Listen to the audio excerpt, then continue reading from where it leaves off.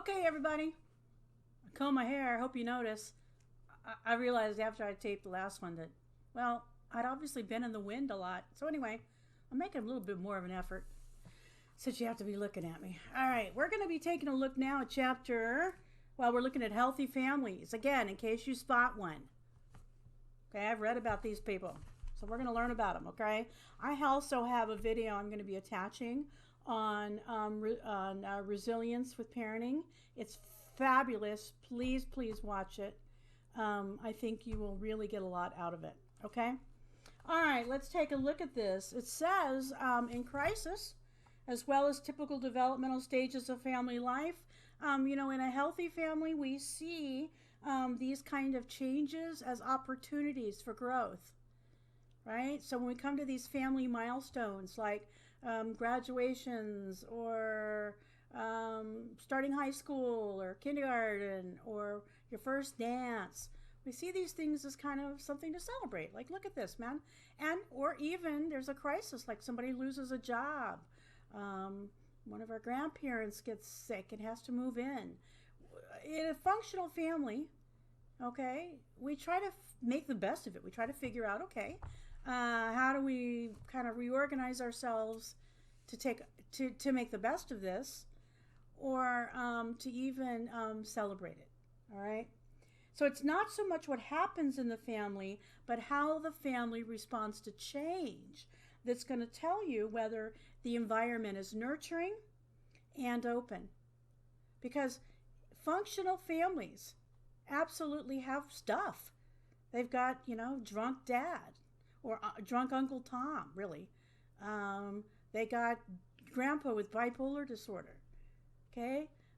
They've got dad who has a physical disability, and so he's not able to work. I mean, they have stuff. All right? It's not that. Okay? It has to do with how we respond to the stuff. And again, remember when I told you with dysfunctional families that when we have stuff, it makes us turn on each other. Okay? In functional families, when we have stuff, in a way, it kind of makes us be on the same page, if that makes sense. Okay, we kind of close ranks. So, what is my absolute favorite dysfunctional family is Little Miss Sunshine. If you ever get a chance to watch that, every individual character in Little Miss Sunshine is insane, but together, they pull it together. They pull it together for Olive. Okay, and so anyway, again, if you get a chance to watch that, if you're quarantined, you'll have plenty of time. Okay, take a look at that, because again, it'll demonstrate imperfection and then functioning. Okay, now there's 6 important family strengths that I've outlined in here. Things like commitment to the family, where in a functional family, the family is a priority, the family unit. That there's emotional wellness and trust, and I'm allowed to show I love you. You're allowed to show you love me. Nobody shames each other for that. And in fact, it's mutual. It's a mutual exchange. There's open communication, and the verbal and nonverbal responses are congruent. So my face matches my tone, which matches what's coming out of my mouth. Now that could be anger, right? I could be really mad at you. Or I could be upset. Or I could feel some grief. I could maybe I got laid off and I'm afraid. But everything matches. What makes us crazy is when they don't match, right? So my outside is angry, but I'm saying I'm not angry. My outside is dismissive, but I tell you I love you. The nuttiness is when it's not all lining up. Okay, and then we don't know what to believe. There's appreciation and recognition of the positive aspects of others. So I'm able to acknowledge and notice the things about you that are really valuable and that I can appreciate. We spend meaningful time as a family, and that means family time where we're actually looking at each other, listening to each other. It's not all about logistics, right? I got to pick you up at 7 because you have soccer. I'm actually saying, how was your day? And listening to the answer. And then sharing my day. There's an exchange happening that's meaningful. Ability to deal with conflict and crisis. We'll be able to manage my feelings. You can manage your feelings. And so we can have hard feelings and it not be a deal breaker. So I can be mad at you right now. It's not threatening the relationship, right? And in a meshed family, it could blow the family apart. So the idea that, yeah, I can have my feelings, I can want something differently than you, and at the same time, that doesn't necessarily mean that there's going to be some kind of, deal over, or like we talked about in the dysfunctional section, there'll be an emotional cutoff. That'll be it, right? John Bradshaw observes that functional families also have other rules, right? And he says the capacity for conflict is a mark of intimacy and a mark of a healthy family. That in fact we can have disagreements and it's not a character assassination and it's not, again, relationship threatening. In a functional marriage, the couple is committed to the process of working out their difference. So the idea in a functional relationship, we don't stay in conflict and denial. We're not having the same fight 15 years later. Okay, we're actually getting to resolution. Right? So we don't either both pretend it's not happening. That's what happens with, I see couples that haven't had sex in 3 or 4 years. Nobody ever brought it up. It's like they just sort of stopped having sex and the other person didn't want to embarrass the other person, or I know nobody ever said anything. They never said anything. And here we are 3 years later. We don't have sex, but nobody's ever said anything. That kind of stuff happens in a dysfunctional marriage. Now, in a functional relationship, I'm going to say something when it changes. I'm going to notice change. Okay, I'm going to say, I notice that you're not as available. I notice that we're not having sex, right? I notice that you haven't been spending time with the kids, or that you've been out 4 nights a week, 4 nights during the week for the last few weeks. I'm going to notice. Okay, I'm not going to pretend it's not going on. I put some rules here for fair fighting. Things like being assertive, meaning the goal is win-win. So I want to respect you. I want you to respect me. I want to get my needs met. I want to help you get your needs met. Staying in the now, not keeping score. That's really hard, particularly for guy people. It's hard.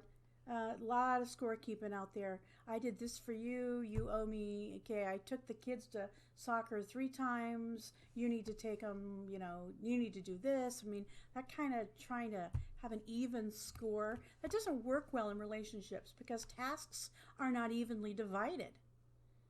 I mean, we can get, you're shooting for over a course of time, 50-50.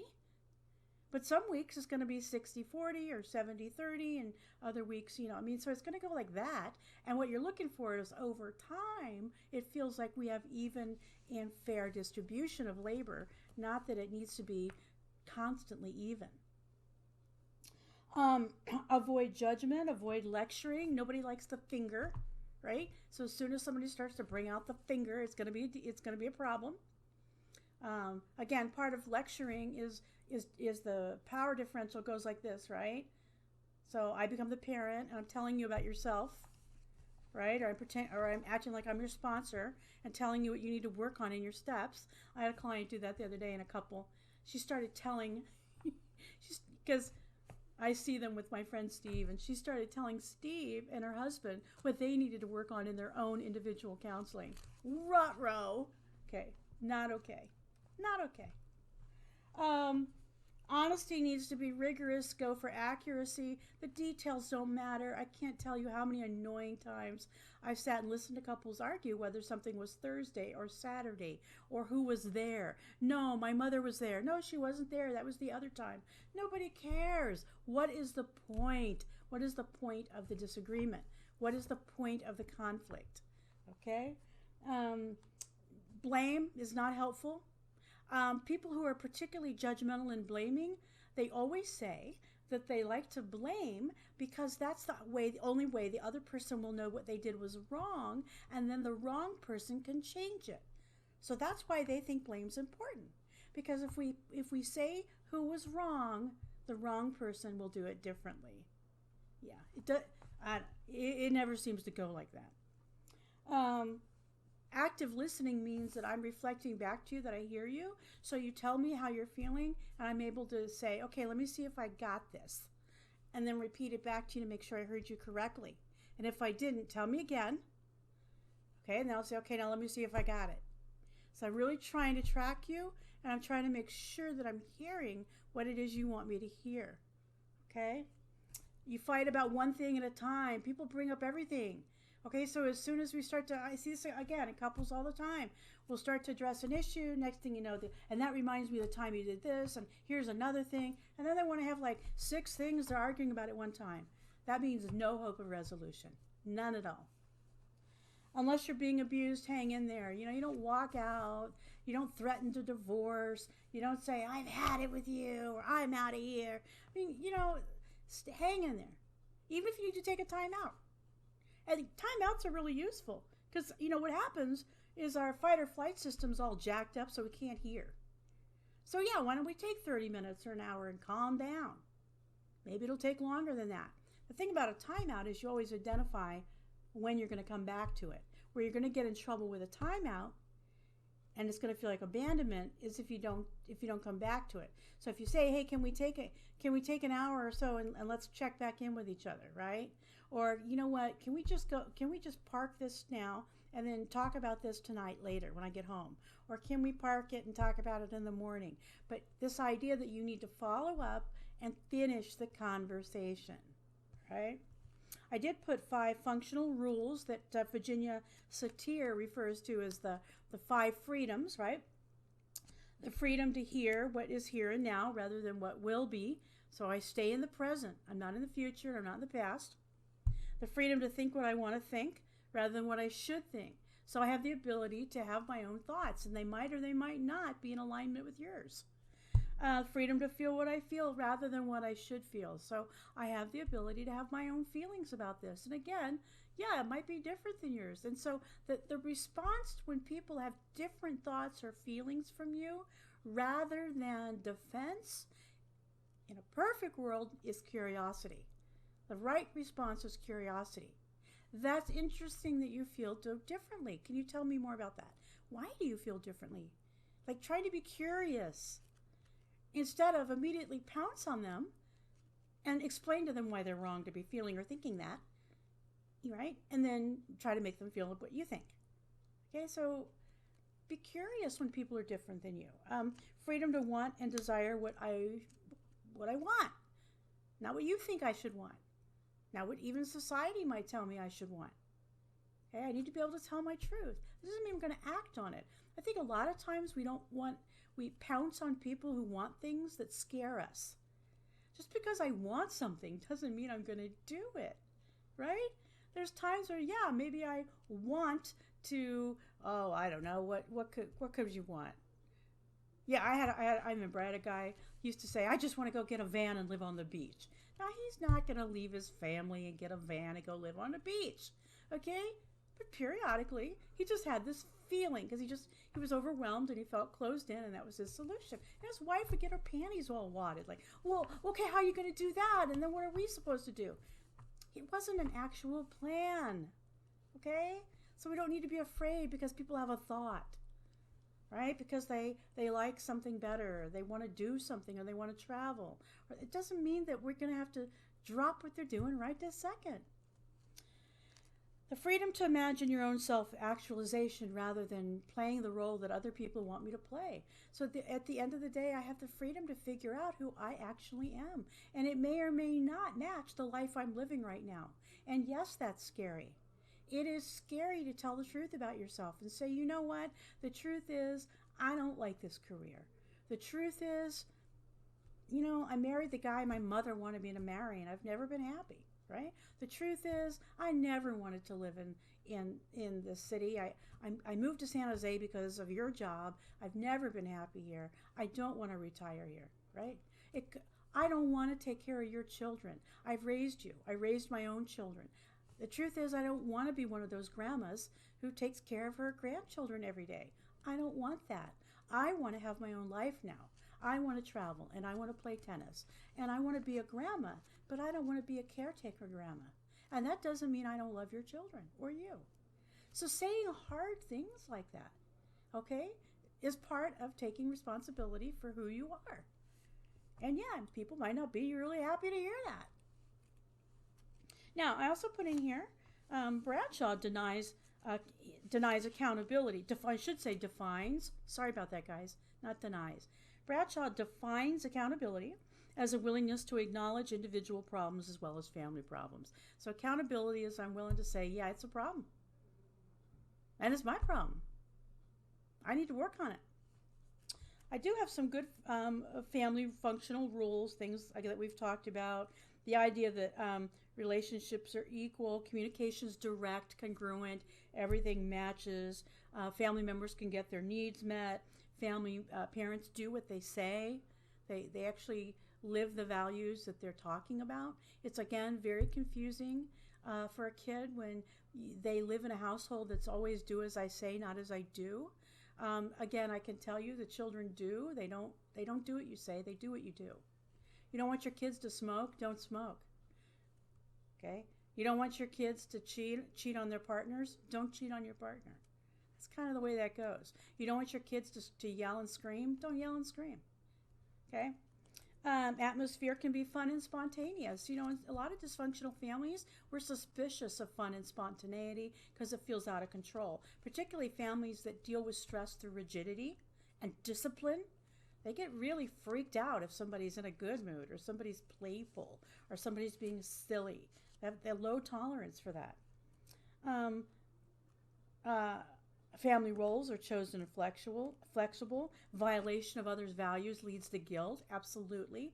Because remember, the guilt has to do with I violated my own belief system. So let's say in this family, we all believe that it's not okay to steal, right? And then, you know, I steal my sister's babysitting money. I'm going to feel guilty. I should feel guilty. That's a family value that I actually agree with. I agree that people shouldn't steal, but I did it. The family system exists for the people in it. So that's a huge one. That the point of the family is to provide the safety net and foundation and support for the individuals. The individuals don't sacrifice themselves to keep the family going. The family pulls together so the individuals can grow. That's how that's supposed to go. And then parents are in touch with their limitations. That parents know they're not God. Parents know they're not, you know, all-knowing, that they make mistakes. Okay, qualities that help build healthy families. Covington and Beckett point out that there are some, family experiences that can actually help us develop things like connectedness, feeling like we're part of the tribe. It's very helpful to believe you're part of the tribe. And as part of the tribe, you're accepted. People accept you as you are. They're not constantly pressuring you to change and be somebody you're not. There's some trust. People can trust each other. And one of the reasons that they trust each other is people are telling the truth. Factual truth and emotional truth. Right? So if I'm mad at you, I say, yeah, I'm mad at you. Or if I'm frustrated, I say I'm frustrated. If I'm lonely, I say, yeah, I'm really lonely. Okay, so I can believe you when you tell me something. Commitment to the family means we're spending quality time together. That doesn't mean we all have on our earphones and we're ignoring each other, sitting in the same room looking at our screen. Okay? Quality time. Just like, remember we talked about attachment and bonding? What is bonding? Comes through shared experience. Shared experience. We're both present at the same time with the experience. Okay? So I'm looking at you, you're looking at me. We're connecting, we're talking. Okay, we're focused on what we're doing. We're not looking at our little phones. Right? We're not FaceTiming. I am fully present with the people I am with. That's how you bond with people. That's why teaching online with you is so hard for me, because, I'm used to being in a classroom with you. And so it's frustrating that it's not mutual, that I don't get to look at your little faces and hear what you have to say and, respond to your ridiculous comments, and also to have you to be my, audience for my entertainment. I miss you, and part of that is my bond of being able to exchange with you instead of this unidirectional, I talk in the camera at you thing. Flexible rules. Healthy families negotiate. They have negotiation. Okay. Now, the power is the parents. Okay, the 10-year-old does not have the same negotiation power as a parent. However, they do get to have a voice. They do get to have a preference. They do get to state what they want. They won't always get it because they don't have a frontal lobe and their decision making isn't great. So their underdeveloped frontal lobe means they shouldn't be in charge. Okay? However, I mean, a 2-year-old can have a preference, and if you know a 2-year-old, you know they do. Okay? And sometimes, when we can, we give them their preference, but the decider is the parent. Safety. Child needs to be safe from verbal, physical, sexual abuse. People teach problem-solving skills, that problems can be solved. We don't have to fall into a heap of despair. Okay, yeah, there's a problem. Let's reason our way through it. We say in recovery, right? Talk to each other, reason things out. Okay, let's just reason it out. Let's see what we can do. Pia Mellody states when children are born, they have 5 natural characteristics that make them authentic human beings: valuable, vulnerable, imperfect, dependent, and immature. Okay, all those things are true of little people. In addition, children have 3 other qualities that make it possible for them to mature properly and survive and cope, really regardless of the situation they're in. Things like children they are centered on themselves. They must be centered on themselves to develop. We talked about that the way I'm going to develop as a human is I have to be able to be paying attention to myself, what I'm feeling, what I need, what I want, what's going on with me. The difficulty with codependency is in order to keep my attachment, I got to be focused on what you need, okay, what you want. And I don't develop the ability, I don't have the opportunity, let's say it that way. I don't have the opportunity to take care of me and learn about me and learn to manage me, because I'm getting all my skills from managing you. Children are full of boundless energy to grow up. It's true. It takes a lot of growing energy. That's why they eat like horses, okay? They eat and they run and they play and they're loud. Their little ears don't even develop till they're 7. That's one of the reasons little kids shriek and they're loud. Yeah, they have so much energy, so much energy. And some of them have the extra, heap of energy that goes with ADHD. So yeah, normal children they'd rather run than walk, frankly. I mean, they got stuff to do. A 6-year-old has stuff to do. They're busy. They got stuff. And then 3, they're adaptable, so they can go through the maturation. So yeah, they are adaptable, and I think sometimes we count on that. We may over-count on how adaptable they are, but they are. They will adjust to any situation you put them in because they don't have any choice. We all will adjust because we have no choice. Okay, but that's a benefit as a child. Okay, so at each stage of development, going to preschool, and then go to kindergarten, and then go to elementary school, junior high, high school, college. I mean, they need the ability to move through life. Each of Erik Erikson's 8 stages of development go through that, and I'm going to let you read through that in my book. I outline his 8 stages of development. What's key about that development, and I also have a development quiz in the back, psychosocial development you could take for yourself. What's key about that is if you have missed one of those stages or didn't finish it, then that particular skill or task will then drag itself forward, and you're going to have like holes in your development. I know you've heard me say that.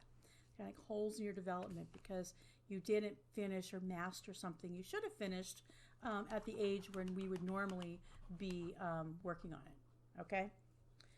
All right.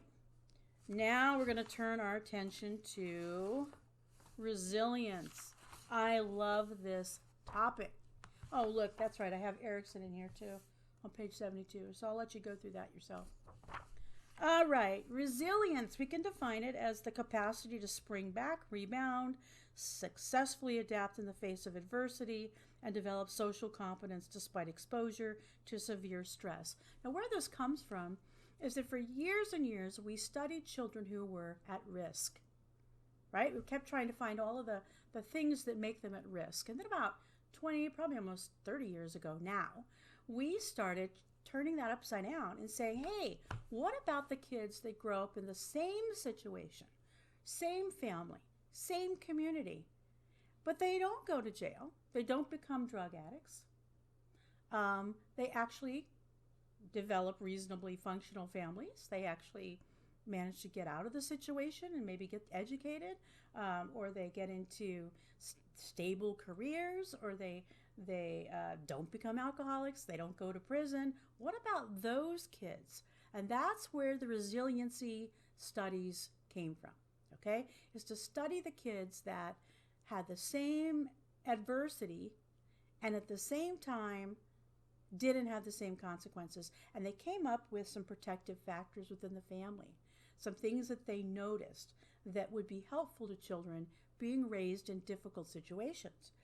And so here's some of the things that they noticed, that the children who made it out often had a close relationship with at least one person. It could be an aunt, it could be an uncle, it could be a Sunday school teacher, a grandparent, but there was at least one adult who bonded with them, cared about them, paid attention to them, and was affectionate with them, who treated them like they mattered, was glad to see them, and it was clear to the child that they mattered to them. All it took was one. High expectations in early childhood. There was an expectation by somebody that they actually would perform. They would go to school. They would do what was required. They would show up. They would participate in the family. There was structure. They were expected to do their homework. They were expected to eat at mealtime. They were expected to go to church if that's what they did. They were expected to follow the family structure. It wasn't optional. If there was a curfew, they needed to follow the curfew. And there was some faith in the child. Some faith that the child's going to be okay. Right? This idea that, you're an okay kid. It's going to be all right. You're going to be all right. Opportunities for participation. That these children who made it out, they did have domestic responsibilities in their families, so they did participate, and so they learned how to do stuff that would be helpful for their survival later. So they did learn some minimal cooking skills, or they did learn to organize well enough to be able to plan, develop some planning skills. They were able to have enough autonomy. Nobody was like breathing on them all the time. In fact, they were probably being neglected. So they actually could figure out, okay, what do I need to do? What do I think about this? What kind of plan, and make their own plans. So they were able to kind of function a little more independently. What does this kid look like? Well, they tend to be socially competent. They tend to manage responsibilities well, be flexible. They seem to have an ability for empathy and caring. They really do recognize that other people are affected by what they do, and it matters to them. So they make amends. They don't want to hurt people. They have good communication skills, so they tend to be verbal. They're not acting out physically. They tend to be more verbal. People who get out often can use their words to explain themselves, to get information. They like information. That's a quality of kids that get out. They gather information. And they always, they have a sense of humor, because here's what humor is about. Humor is about, what's the word I'm thinking? I wish you were here so I could act it out. Perspective. There you go. Okay, it's about perspective, right? I can see a bigger picture. So I don't take myself so seriously. I don't take the situation so seriously. I'm able to find the ridiculousness, or the paradox, or the silliness, the hypocrisy in the situation. Okay? Because I can see I don't lose myself and over-identify with the situation I'm in. They tend to have problem-solving skills. These kids tend to have good critical thinking, and critical thinking means that I can weigh whether something is true, not true, partially true. That's a good critical thinking. So when you give me information, I can sift it out. I'm not gullible. I can think to myself, is that true? Might be true, not true. Maybe, let me look it up. So I'm able to kind of weigh it. I don't take everything you say for granted, and I don't reject everything you say. Okay? I'm kind of able to sift it through. I can generate alternatives. So if one option doesn't work, I can think of another one, and I can think of another one. So I'm resourceful like that. I'm good at planning. People who succeed in difficult situations are good planners. So they know how to start and end something. They kind of can see a little bit down the road. They do have goals. So they're able to say, all right, I can't tell you how many people I've met over the years who counted down the years until they were 18. They just counted it down. Okay? Counted down the calendar until they knew they could get the hell out of there. Okay? Because their family was insane. And so they spent all their time thinking, okay, what's next? What's next? There's going to be a next. What do I want the next to be? What do I need to do? Do I need to go to a trade school? Do I need to find an apprenticeship? Do I need to move? Do I need to go live with a different relative? I've had people do that. Do I need to go to college? What do I need to do? So they were focused on that this is not the end of the story. There's another chapter. And so therefore they can produce change, because what they find out is that if they plan, if they have generate alternatives, things can change. They don't do the learned helplessness that we talked about earlier, or that you read about earlier. They're able to say, okay, let me make this different. I don't necessarily can't guarantee how it's going to turn out, but I do know I'm going to be moving forward. Autonomy. So these kids tend to have some self-esteem and self-efficacy, remembering that self-efficacy is my belief I can make a difference. I believe I can make this happen. I can do something about this situation, right? I'm not trapped. I'm not hopeless. I can think of something here. They have an internal locus of control. What that means is they generate their drive and energy. They don't wait for somebody to give them permission. They're not waiting for somebody's approval to be able to do their life. Okay? They are self-driven. They're independent. And they have something called adaptive distancing, which essentially means I'm able to look at a situation and realize it's not about me. So I can walk in and look at my nutty family and go, they're nuts. Those people are nuts. Okay? I have a choice about what I'm going to do here, instead of getting lost in it and over-identifying with it. In fact, what I've seen these kids do is hook up with other families. They go out and find better families, and they practically live at their house. They live at their best friend's house, right? I had a client whose next-door neighbors were social workers. She planted herself over there. She invited herself to dinner. She just hung out over there with them, okay? Because And a lot of the skills she has today are because she hung out with those people, because her family was violent and off the hook. Sense of purpose and future. Again, they have goal directedness. Okay, conversation is not over. There's another chapter. They like to achieve. It motivates them. Accomplishing things motivates these kind of kids. They do have educational aspirations, because a lot of times what they figured out is they're going to have to learn something that's going to make them move forward.